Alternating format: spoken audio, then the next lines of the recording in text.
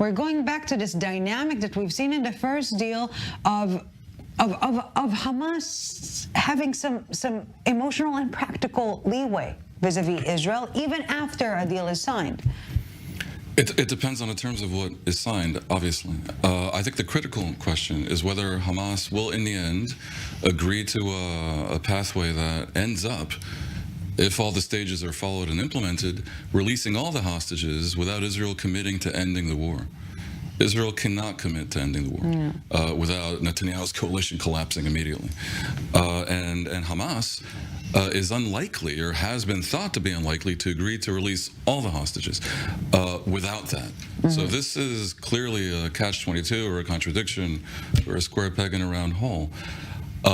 Which side blinks first remains to be seen, and in all the reports that I have read and all the conversations I've had, I still can't say for sure which it's going to be. Yeah. Could it be some elegant halfway solution where Israel doesn't commit but hints that it might? The phrasing is vague enough. Somehow in their understandings that things will happen, maybe unwritten things. In the eye of the beholder, so to speak. Well, I've said on your show many times before that I think the ultimate deal will involve Israel agreeing to an amnesty for and exile of the Hamas leadership, and maybe that is the thing that goes unwritten and unsaid, but that will ultimately be expected to materialize before they release all the hostages. But I have to say, if Yahya Sinwar agrees to release the last living hostage without Israel agreeing to end the war, which I don't think Israel can do, that's dramatic.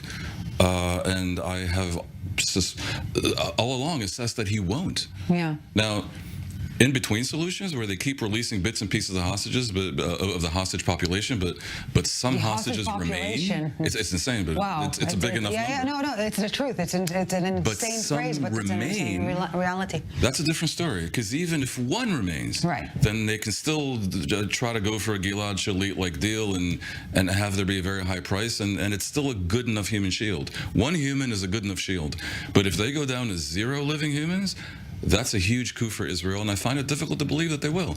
It does appear as if there's a difference, now because we could be being played, but it appears there's a difference between the more political, Hamas foreign and diplomatic Hamas outside, Ismail Haniyeh, versus the... Who is, by the way, expected in Egypt soon, so... And who has been hinting in various ways that they support the deal, versus the potential madman, Yahya Sinwar, who may be willing to go down the ship, or at least have the ship go down. Opposition parties are now offering Netanyahu a way out or a way in, as in to join his coalition instead of those troublemaking elements in order to a hostage deal. But that means that Netanyahu, theoretically, in the next campaign is losing his coalition.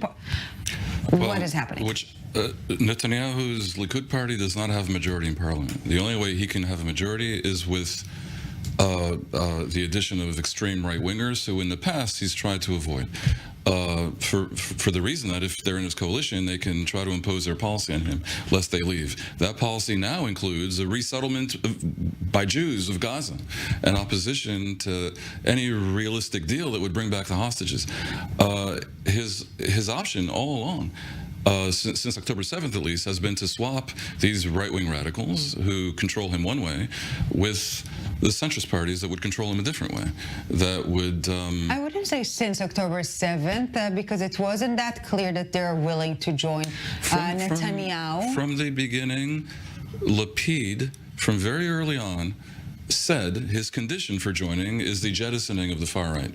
Gantz did not set that condition, so he joined together with the far right. Lapid has made clear that he would join if he got rid of, in Israeli inside baseball parlance, Ben-Gvir and Smotrich. Now, for Netanyahu to do this would be indeed to break up his historic coalition with the right and the religious. He would then maybe have more difficulty reestablishing it after a future election if they get a majority, again, which polls show they won't. And he would be then at the mercy of Gantz and Lapid, who would drag him in a different direction. Now, I'm not so sure he'd really be opposed to what they would want to do. What they would want to do is undoubtedly to accept the mega deal being currently cooked up in Europe and in North America.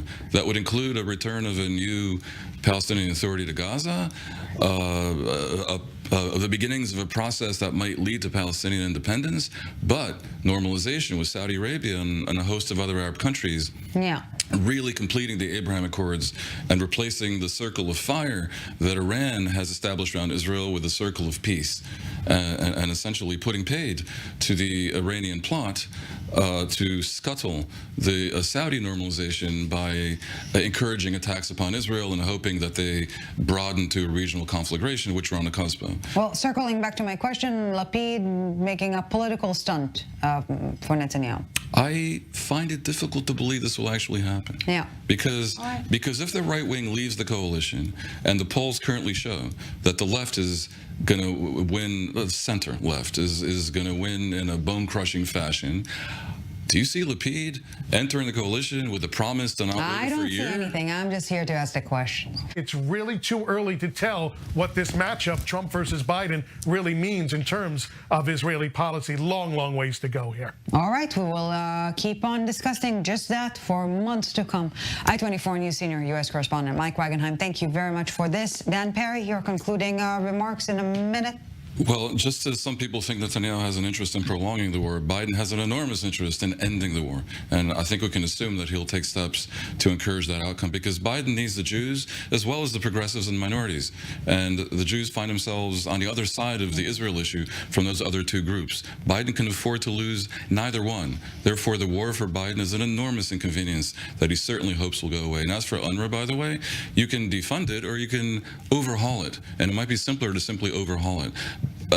UNRWA's sin was of omission. They didn't basically stand up to Hamas, and a new reformed UNRWA will really have to. Not just did not stand, but actively they acquiesced. They allowed their facilities to stash Hamas weapons. But by the way, a lot of it was not standing up to No, but we're talking about language teachers and social workers kidnapping people. It's not just caving in or allowing them to use I'm saying something else. That was 12 out of 13,000 workers. You can say bad apples. What you can't say is that the bad apples are the reasons why horrible anti-Semitic, violence-inducing, jihad-encouraging curricula are being taught in UNRWA schools.